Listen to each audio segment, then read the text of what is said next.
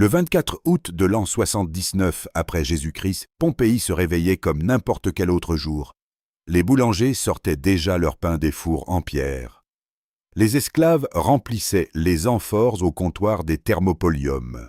Des marchands installaient leurs étals sur le forum sous un ciel parfaitement dégagé. Personne, absolument personne, ne savait que cette journée allait devenir la dernière de leur existence. Car la montagne qui dominait la baie de Naples depuis toujours, celle que les habitants escaladaient pour cultiver leurs vignes, n'était pas une simple colline. C'était un volcan. Et il s'était tu depuis si longtemps que plus personne ne se souvenait qu'il pouvait un jour se réveiller. Dans cette vidéo, nous allons reconstituer heure par heure ce qui s'est passé ce jour-là. Comment plus de 2000 personnes ont péri en quelques heures à peine et comment des villes entières ont disparu sous les cendres avant de réapparaître presque intactes 17 siècles plus tard. Si ce genre d'histoire vous fascine, abonnez-vous à Dévoileurs d'Histoire pour ne manquer aucune reconstitution de ce type. Pour comprendre ce qui s'est produit ce jour d'août, il faut d'abord comprendre ce qu'était la baie de Naples avant la catastrophe. Pompéi comptait entre 10 et 20 000 habitants, une ville prospère bâtie sur le commerce du vin, de l'huile et du poisson séché. Herculanum, plus petite, abritait 4 à 5 000 personnes, des familles plus aisées qui profitaient d'une vue directe sur la mer. Plus loin, Stabis et Oplontis complétaient cette région que les Romains considéraient comme un véritable paradis, un endroit où l'aristocratie venait se reposer loin de l'agitation de Rome. Et au centre de tout cela se dressait le Vésuve, une montagne couverte de vignobles jusqu'à son sommet, que tout le monde considérait comme totalement inoffensive. Personne dans cette région n'avait jamais entendu parler d'une éruption. La dernière s'était produite près de 17 siècles auparavant, bien avant que quiconque ne garde la mémoire d'un tel événement. Pourtant, les signes avaient commencé à apparaître bien avant ce mois d'août. En l'an 62, un tremblement de terre violent avait secoué la région, endommageant des temples et des maisons à Pompéi. Certains bâtiments n'avaient jamais été complètement réparés 17 ans plus tard. Dans les jours précédant l'éruption, de petites secousses devinrent plus fréquentes. Les puits commencèrent à s'assécher sans raison apparente. Certains habitants racontèrent plus tard avoir vu des animaux agités, refusant de manger, comme s'ils sentaient quelque chose que les hommes ne percevaient pas encore. Mais à cette époque, personne n'associait ces signes à une menace venant de la montagne elle-même. Les tremblements de terre faisaient partie de la vie quotidienne dans cette région, et les habitants avaient appris depuis des générations à vivre avec, sans jamais imaginer ce qui couvait juste sous leurs pieds. Vers 1h de l'après-midi, le 24 août, tout changea en un instant. Une explosion retentit depuis le sommet du Vésuve, projetant dans le ciel une colonne de cendres, de pierres ponces et de gaz qui s'éleva à plus de 30 km d'altitude en quelques minutes seulement. De l'autre côté de la baie, à Misène, un jeune homme de 17 ans observait ce phénomène avec une fascination presque scientifique. Il s'appelait Pline le Jeune, et il deviendrait, sans le savoir encore, le seul témoin direct dont le récit nous serait parvenu intact. Il décrivit ce nuage comme ayant la forme d'un pin parasol, un tronc immense s'élevant droit dans les airs avant de s'étaler en largeur au sommet, exactement comme la silhouette de cet arbre méditerranéen que tout le monde connaissait. Personne, à ce moment-là, ne pouvait encore mesurer l'ampleur de ce qui venait de commencer. Son oncle, Pline l'Ancien, commandait la flotte romaine stationnée à Misène. Plutôt que de fuir comme la plupart des gens raisonnables l'auraient fait, cet homme de 56 ans, à la fois savant et curieux, décida de naviguer en direction du danger. Il voulait observer le phénomène de plus près et, surtout, il avait reçu un message d'une amie réfugiée à Stabise, le suppliant de venir la secourir. Il embarqua sur un navire et traversa la baie tandis que des pierres ponces brûlantes commençaient déjà à tomber sur le pont. À son arrivée à Stabise, l'air était devenu presque irrespirable, chargé de cendres et de vapeurs sulfureuses.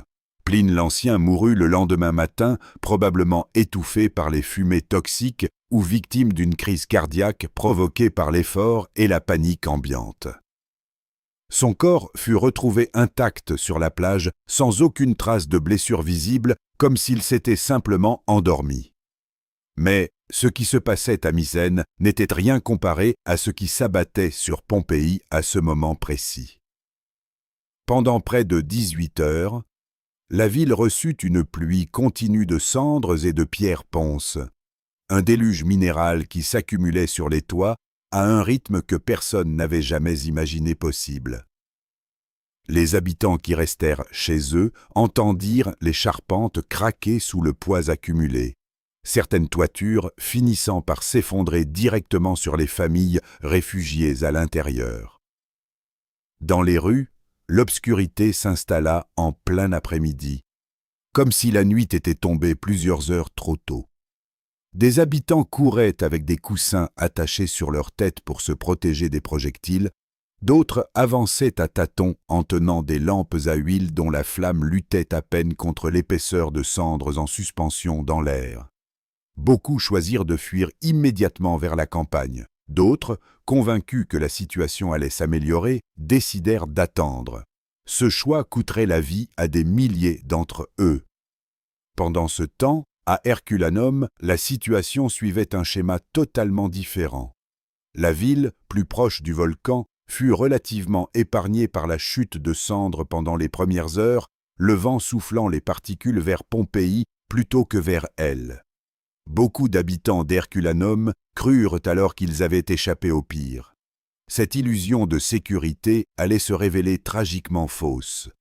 Car ce que ces villes ignoraient encore, c'est que l'éruption n'avait pas encore montré son visage le plus meurtrier. Et c'est précisément à ce moment que l'histoire allait basculer définitivement. Restez avec nous, car ce qui s'est produit dans les heures suivantes explique pourquoi Herculanum et Pompéi sont devenus les sites archéologiques les plus étudiés de toute l'histoire humaine. Aux premières heures du 25 août, la colonne de cendres qui s'élevait depuis près d'une journée entière perdit soudain de sa puissance. Privée de l'énergie nécessaire pour se maintenir à une telle altitude, elle s'effondra sur elle-même. Et ce qui descendit alors n'avait plus rien à voir avec une simple pluie de cendres. C'était une nuée ardente, un mélange de gaz brûlants, de cendres et de roches projetées à une température dépassant les 600 degrés, dévalant les pentes du volcan à une vitesse pouvant atteindre 100 km à l'heure. Herculanum, la plus proche, fut la première à être engloutie. Cette vague de chaleur traversa la ville en quelques secondes, ne laissant absolument aucune chance à ceux qui s'y trouvaient encore. Des squelettes retrouvés plus tard dans les hangars à bateaux montraient des membres figés dans une posture de contraction extrême, un réflexe musculaire provoqué par la chaleur intense au moment exact de la mort. En 2020, des chercheurs annoncèrent une découverte glaçante. Le cerveau d'une des victimes retrouvées à Herculanum s'était littéralement vitrifié, transformée en une matière vitreuse sous l'effet d'une chaleur si extrême qu'elle avait dépassé les 500 degrés en quelques instants seulement, avant un refroidissement tout aussi soudain. Personne dans cette ville n'eut le temps de comprendre ce qui lui arrivait. À Pompéi, la situation suivit un schéma légèrement décalé dans le temps, mais tout aussi implacable dans son issue. Plusieurs vagues de nuées ardentes successives frappèrent la ville au cours de la matinée, chacune plus destructrice que la précédente. Ceux qui avaient fui dès les premières heures de la veille avaient une chance réelle de survivre. Ceux qui étaient restés à l'abri, en espérant que la pluie de cendres cesserait, furent rattrapés par quelque chose contre lequel aucun abri ne pouvait protéger. Dans ce qu'on appellera bien plus tard le jardin des fugitifs, 13 personnes furent retrouvées entassées les unes contre les autres, figées dans leurs derniers instants de vie. En 1863, l'archéologue Giuseppe Fiorelli mit au point une technique qui allait changer pour toujours notre regard sur cette tragédie. En coulant du plâtre liquide dans les cavités laissées par les corps décomposés sous la cendre durcie, il parvint à capturer la forme exacte de chaque victime au moment précis de sa mort. Ces moulages révélèrent en des détails d'une intensité bouleversante. Un enfant agrippé au bras de sa mère, un chien encore attaché à sa chaîne, le corps tordu dans une ultime tentative de libération, des amants enlacés, ne s'étant jamais séparés jusqu'au dernier souffle. Le chiffre exact des morts reste à ce jour impossible à établir avec une précision absolue. Les estimations varient selon les méthodes de calcul, mais les recherches archéologiques les plus récentes situent le nombre de victimes directes à plus de 2000 personnes pour l'ensemble des sites touchés, un chiffre qui ne représentait pourtant qu'une fraction de la population totale. Car contrairement à une idée largement répandue, la majorité des habitants de la région parvinrent réellement à s'échapper. Les 18 heures de chute de cendres à Pompéi, aussi terrifiantes qu'elles aient pu être, offrirent paradoxalement une fenêtre de survie que les habitants d'Herculanum, frappés sans préavis par la première nuée ardente, n'eurent jamais. Ceux qui périrent étaient souvent ceux qui avaient choisi d'attendre, ceux qui étaient revenus chercher des biens précieux, ou simplement ceux qui n'avaient nulle part où fuir.